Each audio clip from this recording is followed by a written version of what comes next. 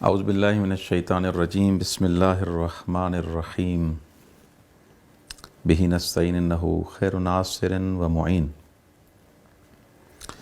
ہم نے بیان کیا کہ جب تک انسان اپنے آپ کو نہیں پہچانتا وہ خدا کو نہیں پہچان سکتا۔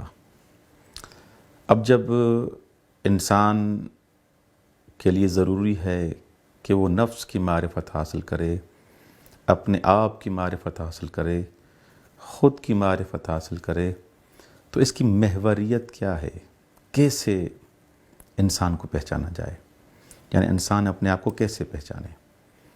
خداوند متعال نے انسان کو خلق کیا ہے۔ انسان کے حقیقت میں دو بعد ہیں، دو زاویے ہیں۔ انسان کو خدا نے جسم بھی عطا کیا ہے، انسان کو خداوند متعال نے روح بھی عطا کیا ہے۔ اب انسان کی عظمت جسم سے نہیں ہے، کیونکہ یہ جسم جمادات، نباتات، حیوانات، یہ جسم ان میں موجود ہے۔ تمام حیوانات میں آپ دیکھیں گے یہ جسم ان میں موجود ہے، لیکن شرافت اور کرامت اور بزرگی انسان کی روح کی وجہ سے ہے۔ وہ کون سی چیز انسان کے روح میں پائی جاتی ہے جو دوسرے موجودات میں نہیں ہے؟ جب تک انسان ان چیزوں کو نہیں پہچانے گا اپنے آپ کو نہیں پہچان پائے گا۔ انسان کو جب خداوند متعال نے خلق کیا تو قرآن مجید میں ارشاد ہوا فَإِذَا سَوَّيْتُهُ وَنَفَخْتُ فِيهِ مِن رُوحِي فَقَعُوا لَهُ ساجدین۔ جب میں نے اس میں اپنی روح پھونکی، آپ فرشتے اس کو سجدہ کریں۔ جب میں نے اپنی روح اس میں پھونکی تو آپ اس کو سجدہ کریں، یعنی یہ روح ہی ہے جو باعث شرف انسان ہے۔ انسان کی شرافت اس روح کی وجہ سے ہے۔ انسان کے لیے جب یہ واضح ہو گیا کہ انسان کی عظمت اور بزرگی روح کی وجہ سے ہے، تو وہ کون سی چیزیں ہیں جن کا جاننا ضروری ہے کہ روح انسان میں یہ پائی جاتی ہیں۔ سب سے پہلے جو محوریت جس چیز کو ہے، روح کی جب انسان شناسائی کرتا ہے، روح کو جب پہچانتا ہے، وہ علم۔ خداوند متعال نے انسان کو علم عطا کیا ہے۔ یہی علم سبب بنا جو خداوند متعال نے حضرت آدم کو جو علم عطا کیا، اس علم کی وجہ سے یہ فرشتوں سے اور دوسرے موجودات سے برتر بنا۔ وَعَلَّمَ آدَمَ الْأَسْمَاءَ كُلَّهَا ثُمَّ عَرَضَهُمْ عَلَى الْمَلَائِكَةِ فَقَالَ أَنْبِئُونِي بِأَسْمَاءِ هَؤُلَاءِ إِن كُنتُمْ صَادِقِينَ۔ تو یہاں پر بھی محوریت اور برتری علم کی وجہ سے ہے اس روح کو، انسان کو۔ دوسرا جو سبب جس کی وجہ سے انسان اپنے آپ کو پہچانے، انسان کے روح میں چیز پائی جاتی ہے، وہ ہے خلافت۔ انسان خلیفۃ اللہ بنا، اللہ کا جانشین بنا۔ اس جانشین ہونے کی وجہ سے انسان کو برتری ہے۔ انسان اپنے آپ کو پہچانے کہ میں کون ہوں، میرا مقام کیا ہے، میری حیثیت کیا ہے۔ جب تک یہ نہیں پہچانے گا انسان کبھی بھی ان مراتب تک، ان منازل کو طے نہیں کر پائے گا۔ وَإِذْ قَالَ رَبُّكَ لِلْمَلَائِكَةِ إِنِّي جَاعِلٌ فِي الْأَرْضِ خَلِيفَةً، کہ پروردگار عالم نے فرشتوں سے کہا کہ میں زمین میں اپنا جانشین قرار دے رہا ہوں۔ انسان کی برتری جانشین اور خلیفے ہونے کی وجہ سے ہے۔ تیسری چیز کرامت انسان۔ خداوند متعال نے انسان کو تمام موجودات سے اشرف بنایا ہے، با کرامت بنایا ہے، با شرف بنایا ہے۔ وَلَقَدْ كَرَّمْنَا بَنِي آدَمَ وَحَمَلْنَاهُمْ فِي الْبَرِّ وَالْبَحْرِ وَرَزَقْنَاهُمْ مِنَ الطَّيِّبَاتِ وَفَضَّلْنَاهُمْ عَلَىٰ كَثِيرٍ مِّمَّنْ خَلَقْنَا تَفْضِيلًا، کہ خداوند متعال نے حضرت آدم کی اولاد کو، حضرت آدم کو، بلکہ میں ایسے کہوں انسانوں کو کرامت بخشی ہے۔ یہ کرامت خداوند متعال نے انسان کو عطا کی ہے، جیسے دوسرے موجودات کو نہیں ہے۔ انسان پہچانے اپنے آپ کو کہ وہ باشرف ہے، با کرامت ہے، اور جب یہ خداوند متعال نے انسان کو با کرامت بنایا ہے، یہ سارے موجودات اس کے لیے مسخر بنا دیے ہیں۔ یعنی تمام کائنات کو میں اپنے الفاظ میں کہوں، ساری کائنات کو خداوند متعال نے انسان کے لیے بنایا، لیکن انسان کو خدا نے اپنے لیے بنایا۔ یہ کیا ہے؟ یہ معرفت نفس ہے۔ چوتھی چیز ہے فطرت۔ خداوند متعال نے انسان کے اندر کچھ ایسے میلانات، ایسی چیزیں رکھی ہیں انسان کے درون میں، انسان کے اندر، جو فطرتاً اس کی طرف انسان جا رہا ہوتا ہے۔ مثلاً فطرتاً انسان کمال طلب ہے، کمال کا خواہاں ہے۔ انسان فطرتاً یہ چاہتا ہے کہ میں کمال تک پہنچ جاؤں، اور کمال کی کوئی حد نہیں ہے، ہمیشہ کمال کے حصول کے لیے کوشش کرتا رہتا ہے۔ دوسرا، انسان کے وجود میں فطرت جستجو ہے، پوچھتا رہتا ہے یہ اس میں کیا ہے، یہ ایسے کیوں ہے، یہ درخت ایسے کیوں ہے، یہ آسمان ایسے کیسے کھڑا ہوا ہے، یہ زمین کس چیز پر موجود ہے۔ ہر چیز میں کنجکاوی کرتا ہے، سوال کرتا ہے، جستجو کرتا ہے۔ یہ انسان کی فطرت میں پایا جاتا ہے۔ انسان کی فطرت میں عبدیت ہے، پرستش ہے، عبادت ہے۔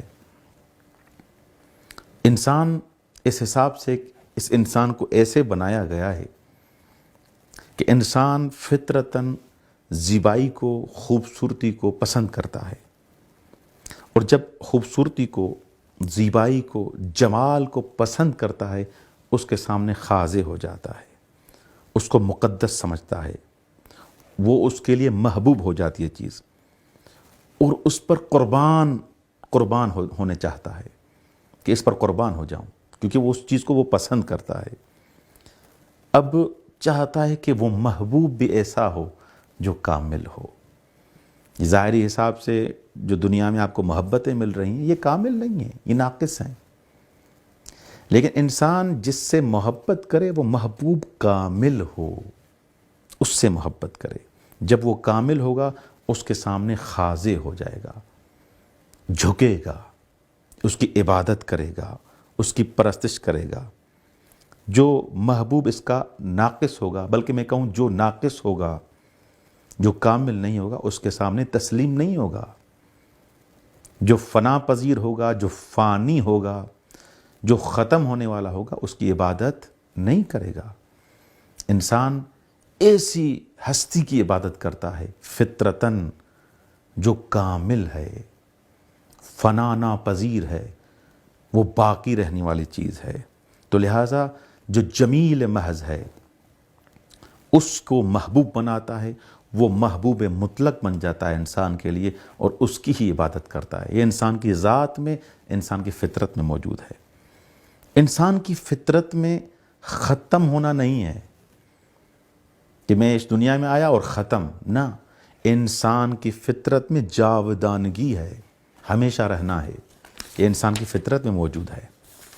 تو جب انسان کی فطرت میں ہمیشہ رہنا ہے، تو جو انسان عارضی طور پر کسی چیز کا استعمال کرتا ہے، کسی سفر پہ جاتا ہے، کسی گھر میں رہتا ہے، تو اس کو اس انداز سے استعمال کرتا ہے، لیکن جہاں پر اس کو ہمیشہ رہنا ہے، یا جانتا ہے کہ مجھے ہمیشہ کے لیے خلق کیا گیا ہے، ولو کہ اس دنیا میں کم عرصے کے لیے آیا ہوں، تو اس کا بہیو، اس کا انداز، اس کا عمل مختلف ہو جائے گا۔ یہ فطرت انسان میں ہے۔ وہ اور بات ہے کہ غبار آ جاتے ہیں، حجاب آ جاتے ہیں گناہوں کی وجہ سے، انسان اس فطرت سے دور ہو جاتے ہیں۔ انسان فطرتاً قدرت کو پسند کرتا ہے، قدرت چاہتا ہے، تصرف چاہتا ہے، تسخیر چاہتا ہے۔ یہ انسان کے وجود میں پایا جاتا ہے۔ جب انسان قدرت انسان کی فطرت میں جب قدرت کو حاصل کرنا ہے تو انسان ایسی ہستی کے ساتھ متصل ہونا چاہتا ہے جو اس کو قدرت عطا کرے۔ جب میرے وجود میں قدرت طلبی ہے، مسخر کرنا ہے، تصرف کرنا ہے، تو کیسے کروں گا؟ میں ایسی ہستی سے جڑوں گا جس کی قدرت مطلق ہے، اس کے اوپر کوئی اور قدرت نہیں ہے، وہ قادر مطلق ہے۔ اس وقت پہ انسان خدا کی طرف متوجہ ہوگا تاکہ انسان اس جو ذات اور فطرت میں جو چیز موجود ہے اس کو حاصل کر سکے۔ ایک چیز جو انسان کو عطا کی گئی ہے وہ عقل ہے۔ انسان اگر اپنے آپ کو پہچانے کہ میں عاقل ہوں، جیسے رسول خدا صلی اللہ علیہ وآلہ وسلم نے فرمایا، مثل العقل فی القلب کمثل السراج فی وسط البیت، انسان کے وجود میں، انسان کے قلب میں یہ عقل کی حیثیت، بلکہ میں ایسے کہوں وجود انسان میں عقل کی حیثیت ایسے ہے جیسے گھر کے وسط میں، گھر کے بیچ میں چراغ کی حیثیت ہے۔ اگر وہ چراغ خاموش ہو جائے، چراغ بجھ جائے، اس کو بند کر دیا جائے، پورے گھر میں اندھیرا ہو جائے گا، کوئی چیز نہ دیکھ پائے گا انسان، پورا گھر اس حساب سے تاریک ہو جائے گا۔ یہ چراغ یہ اس کو پورے گھر کو روشن کیے ہوئے ہے، اس چراغ کی بدولت آپ سارے کام انجام دے رہے ہیں۔ آپ نے گھر میں دیکھا ہوگا جب لائٹ چلی جاتی ہے اور یہ پوری لائٹ سے سارے دوست، سارے احباب، سارے گھر والے استفادہ کر رہے ہیں، فائدہ حاصل کر رہے ہیں، لیکن لائٹ چلی جائے سارے کام بند ہو جاتے ہیں، کوئی کام انسان نہیں کر پاتا، کیونکہ وہ محوریت اور مرکزیت اس روشنی کی اس چراغ کی وجہ سے ہے۔ انسان کے وجود میں عقل کی بھی یہی حیثیت ہے کہ اگر عقل سے انسان فائدہ حاصل کرے تو انسان کا وجود نورانی تر بنتا جائے گا۔ یہ عقل ہی انسان کو منور کرتا ہے۔ بس انسان جب جانتا ہے کہ میرے وجود میں عقل کی کیا حیثیت ہے، عقل کا کیا مقام ہے، اس کا بہیو، اس کا انداز عاقلانہ ہوگا، جاہلانہ نہیں ہوگا، بہیمانہ نہیں ہوگا، جانوروں والا نہیں ہوگا، کیونکہ اس کے وجود کی روشنی اس عقل کی وجہ سے، تو اس کا عمل بھی عاقلانہ ہونا چاہیے۔ مولا علی بن ابی طالب علیہ السلام فرماتے ہیں، الدین والادب نتیجۃ العقل، دین اور ادب دونوں عقل کا نتیجہ ہیں۔ یعنی انسان با ادب جو ہے، کہتے ہیں نا با ادب با مراد، بے ادب بے مراد، جو انسان با ادب ہے وہ عقل کی وجہ سے ہے، اور دیندار انسان جو بنتا ہے وہ بھی عقل کی وجہ سے بنتا ہے۔ جو بے عقل ہے وہ دیندار نہیں بنتا۔ یہ جو انعام ہیں، یہ جو جانور ہیں، یہ جو حیوانات ہیں، ان کے پاس عقل نہیں ہے تو لہذا دیندار بھی نہیں ہے۔ دین عقل کی وجہ سے ہے، دیندار بھی عاقل ہوتا ہے، با ادب بھی عاقل ہوتا ہے۔ العقل اصل العلم وداعیۃ الفہم، علم کی بنیاد عقل ہے۔ عقل نہیں ہوگی تو کوئی کیا پڑھے گا؟ بنیاد، ریشہ اس کا عقل میں ہی ہے۔ انسان کو تدبر، غور و فکر کرنے پر یہ عقل ہی مجبور کرتا ہے کہ اس میں غور و فکر کرو، اس میں تدبر کرو۔ جو عاقل نہیں ہے اس سے یہ تقاضا ہی نہیں ہے۔ تمام علوم کی اساس اور بنیاد اس عقل سے ہی ایجاد ہو رہی ہے، ان کا منشأ، ان کا مرکز عقل ہی ہے۔ رسول خدا صلی اللہ علیہ وآلہ وسلم فرماتے ہیں، انما یدرک الخیر کلہ بالعقل ولا دین لمن لا عقل لہ، سارے خیر کو اگر آپ درک کرنا چاہتے ہیں تو وہ عقل سے درک ہوگا۔